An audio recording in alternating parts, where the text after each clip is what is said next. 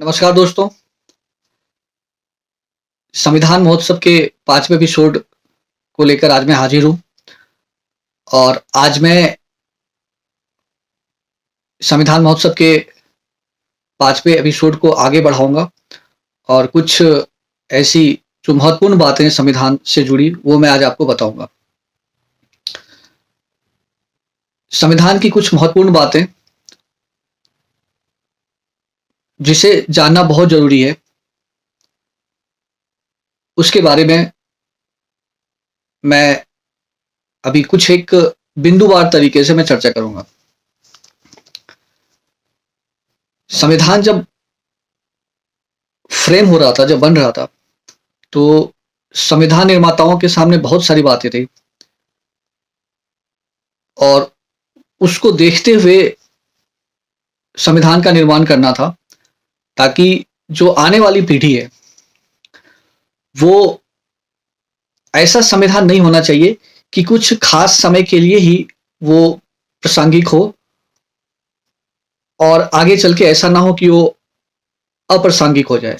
तो संविधान कुछ ऐसा बनाया गया जो किसी भी समय के लिए प्रासंगिक हो और उसमें जरूरत के हिसाब से कुछ संशोधन भी हो सके, परिवर्तन भी हो सके, लेकिन जो उसका मूल ढांचा है, जो बेसिक स्ट्रक्चर है, वो वही होना चाहिए। बाकी समय के हिसाब से जो परिवर्तन होना है वो इस तरीके से हो कि आने वाले समय में उसमें परिवर्तन भी हो सके। तो जो महत्वपूर्ण बातें उसमें से मैं कुछ एक बात जो है जो मैं आज बताऊंगा, उसमें जो मैं बात करने वाला हूं, सबसे पहली बात कि जब देश आजाद हो गया तो उसके आजादी के पहले जो परिस्थिति था उसमें जो ज्यादातर लोग थे उनकी भागीदारी जो पॉलिटिकल सिस्टम में बहुत कम कम थी। आजादी के पहले कुछ गिने चुने लोग ही वोट भी कर सकते थे। जैसे जब अंग्रेजों का शासन था तो उस वक्त क्या होता था कि सभी को जो यहाँ का सिस्टम है उसमें पार्टिसिपेशन नहीं था सभी का, कुछ खास लोग ही पार्टिसिपेट करते थे। तो सबसे बड़ा जो बदलाव आजादी के बाद जब देश चलाना था और अपने लोग ही जब देश को चलाएंगे तो सभी लोगों का पार्टिसिपेशन होना चाहिए, उसमें कुछ खास वर्ग का नहीं। तो इसके लिए जो सबसे महत्वपूर्ण बात है और जो सबसे जरूरी बात है उन संविधान निर्माताओं ने जो उसमें वर्णित किया है वो था universal adult franchise, universal adult suffrage, जो आर्टिकल 326 में है हमारे संविधान में। अब ये क्या कहता है? ये ऐसा है कि जो भी भारत के लोग हैं वो यहां पे बिना कोई जेंडर बायस के, कोई लैंगिक तौर पे भेदभाव नहीं होना चाहिए, कोई स्त्री है पुरुष है, और ना ही कोई एजुकेशनल बैकग्राउंड चेक करके उसकी शैक्षणिक योग्यता की जरूरत नहीं है। जो भी 21 साल के हैं, मैं ये बता देता हूं कि पहले जो राइट टू वोट था, जो वोट देने का अधिकार था, उसमें जो एज था वो 21 वर्ष था पहले, और बाद के दिनों में 61st कॉन्स्टिट्यूशनल अमेंडमेंट एक्ट, उसमें संशोधन होने के बाद ये 1988 में उसका जो उम्र है वो 18 वर्ष कर दिया गया। पहले ये 21 वर्ष था और फिर 18 वर्ष कर दिया गया। तो सबसे बड़ा जो संविधान का जो मुख्य बात था वो ये था कि सभी को मुख्य धारा में लाने के लिए, सभी को, जितने भी लोग हैं, चाहे वो किसी भी कास्ट से आते हो या चाहे वो महिला हो पुरुष हो, ये बहुत बड़ा क्रांतिकारिक जो सोच था संविधान निर्माताओं का, ये था कि सभी लोगों का भागीदारी हो, और सभी लोगों की भागीदारी तभी होगी जब सभी लोग अपने हिसाब से, अपने तरीके से अपने प्रतिनिधि को चुन सकते हो। तो इसको देखते हुए जो ये मत देने का अधिकार था, जिसका 21 वर्ष है, वो कोई भी वोट कर सकता है, चाहे वो स्त्री हो, पुरुष हो या किसी भी कास्ट से आता हो। ऐसा कुछ भी उसमें बायसनेस नहीं था। तो आप समझ गए होंगे कि एक सबसे बड़ा क्रांतिकारिक जो बात है वो यही कि भारत में जब आजादी के बाद जब चुनाव हुआ पहला, तो उसमें हर समुदाय के लोगों ने वोट किया और उसमें कोई भी क्राइटेरिया नहीं था डिफाइन कि कोई अगर पढ़ा लिखा है तो वही वोट करेगा या कोई या और भी कोई बैकग्राउंड या कोई खास वर्ग से आता हो तो उसी को वोटिंग का अधिकार है, ऐसा कुछ नहीं था। कोई भी वोट कर सकता था।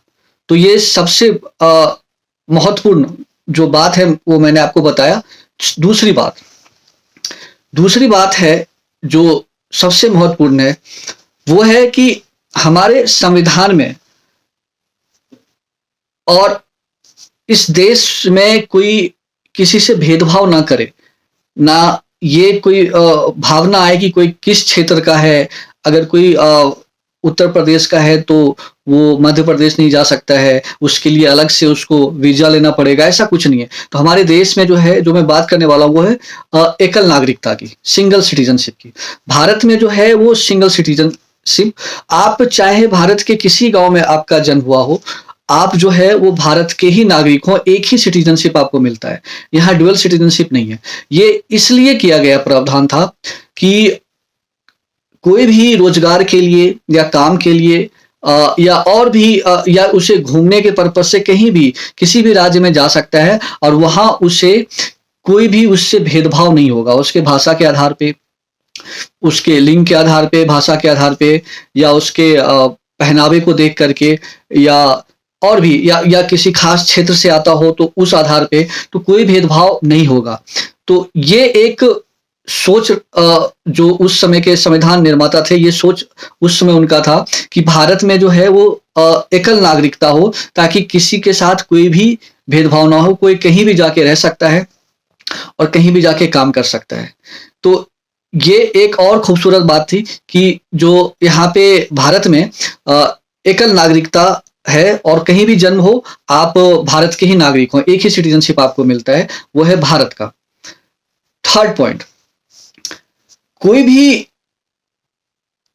भी इंसान हो, जन्म के साथ ही उसको कुछ अधिकार होना चाहिए। और मैं बात करने वाला हूं संविधान के भाग 3 की, जिसमें कि मौलिक अधिकार की बात कही गई है, जो अनुच्छेद 12 से 35 तक, आर्टिकल 12 से 35 तक है, जिसमें समानता का अधिकार है। चाहे वो किसी भी धर्म से आता हो, किसी भी कास्ट से आता हो, कोई भी हो, उसको उस आधार पे उसके साथ भेदभाव नहीं होगा। दूसरा, कोई भी व्यक्ति अपना जो उसका विचार है वो प्रकट कर सकता है। अभिव्यक्ति की आजादी है, सोचने की आजादी है, बोलने की आजादी है। कौन किस धर्म को अपनाएगा इसके लिए उसकी आजादी है। वो उस धर्म के लिए अगर कुछ चलाना चाहता है तो वो चला सकता है, उसकी आजादी है। कोई भी कहीं भी जा सकता है। तो कहने का मतलब मौलिक अधिकार जो है, जो फंडामेंटल राइट्स है, वो सभी नागरिक को दिया गया है भाग 3 में। इसमें कुछ रीजनेबल रिस्ट्रिक्शन भी है। आप दूसरे की भावनाओं का ख्याल रखते हुए अपनी भावनाओं को प्रकट कर सकते हैं और किसी की भावनाओं को आहत नहीं करना है। ये बात भी इसमें स्पेसिफिक है। आपको एब्सोल्यूट राइट नहीं मिलता है कि आप कुछ भी कर सकते हो, उसमें एक रीजनेबल रिस्ट्रिक्शन भी है। और भाग 3 में आर्टिकल 32 आपको संवैधानिक उपचार का भी प्रावधान करता है, कॉन्स्टिट्यूशनल रेमेडी का। ये बहुत ही महत्वपूर्ण बात है कि सिर्फ कह देने से नहीं मिल जाता है अधिकार, कि अगर संविधान में लिखा है कि आपको मौलिक अधिकार मिला है तो सिर्फ कह देने से बात नहीं बनता है। उसके लिए ऐसा प्रावधान भी होना चाहिए कि अगर किसी का मौलिक अधिकार हनन हो रहा है तो वो कहाँ जाएगा। तो इसके लिए वो कोर्ट में ये जस्टिसेबल है, आप चैलेंज कर सकते हो और कोर्ट इस आधार पे देखेगी कि क्या उस व्यक्ति का जो मौलिक अधिकार है उसका हनन तो नहीं हो रहा है। इसके लिए प्रावधान किया गया है आर्टिकल 32 में, जो संवैधानिक उपचार उसमें उसको मिलेगा। अब उसके आगे चलते हैं। तो आपको समझ आ रहा होगा ये सब बात जो मैं बता रहा हूँ कि संविधान की जो मुख्य बातें हैं, जो एक तरीके से देखा जाए तो एसेंस है। और अगली बात जो है कि हमारा संविधान ऐसा बनाया गया है कि समय के हिसाब से ये देखते हुए इसमें परिवर्तन करा जा सकता हो। क्योंकि अगर कोई भी किसी भी देश का संविधान अगर वे एक कालखंड के लिए बनाया गया हो तो ज्यादा दिन तक नहीं चल सकता है, उसमें समय समय पर परिवर्तन भी जरूरी है। तो हमारे संविधान में आर्टिकल 368 जो जिसमें ये प्रावधान है कि संविधान में जो बदलाव है समय के हिसाब से या जरूरत के हिसाब से किया जा सकता है। बस शर्त ये ध्यान रखना है कि संविधान का जो बेसिक स्ट्रक्चर है उसमें चेंजेस नहीं होना चाहिए, मतलब पिलर्स वही होना चाहिए, उसके ऊपर का ढांचा आप बदल सकते हो, समय के हिसाब से चेंज कर सकते हैं। ये आर्टिकल 368 की बात मैं कर रहा हूं। और हमारा जो संविधान है उसमें एक बात और खास है, ये ना तो कठोर है ना ही लचीला है। कहने का मतलब परिवर्तन तो कर सकते हैं, जिसमें संशोधन करके कर सकते हैं। संशोधन दो तरीके से हो सकता है।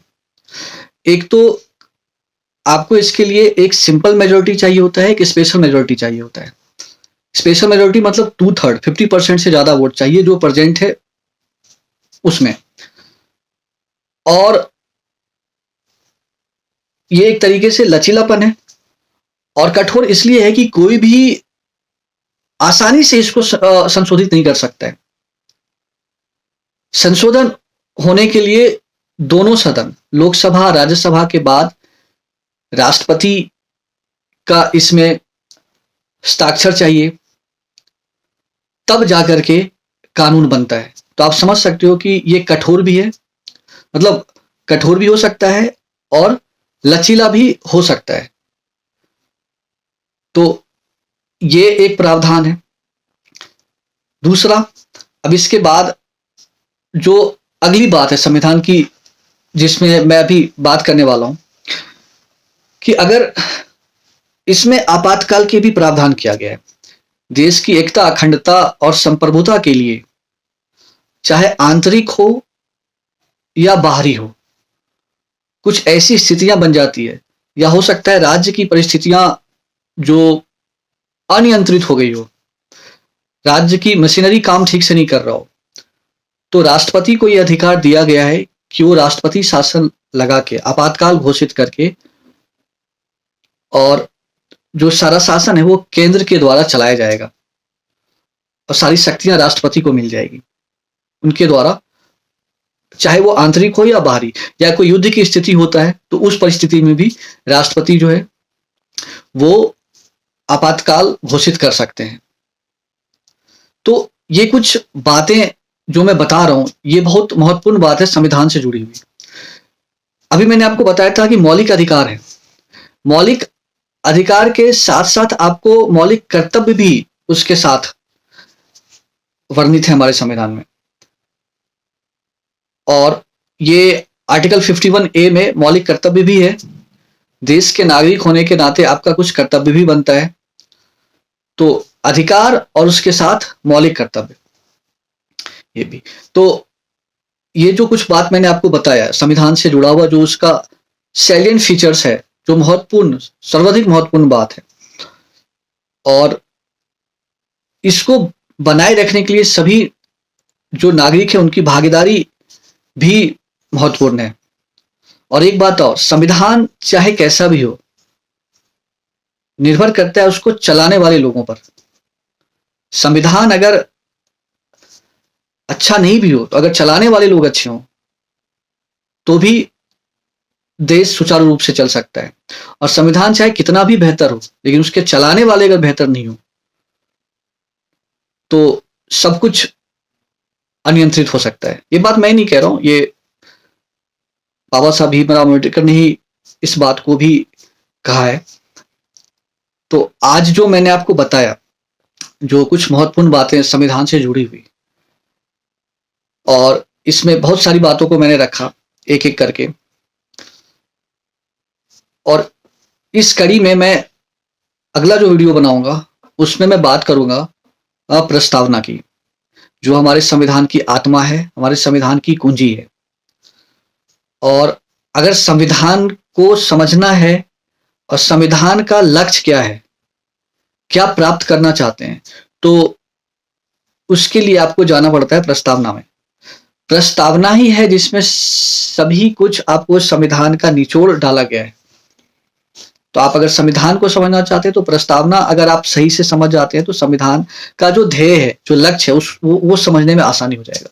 तो अगला जो एपिसोड लेके आऊंगा वो मैं प्रियम्बल पे लेके आऊंगा, संविधान की प्रस्तावना पे मैं बात करूंगा, और वहां जो भी बातें होगा और जो भी उसमें लिखा होगा, जो भी वर्णित है, उस सब पे विस्तृत चर्चा करेंगे। तब तक के लिए धन्यवाद।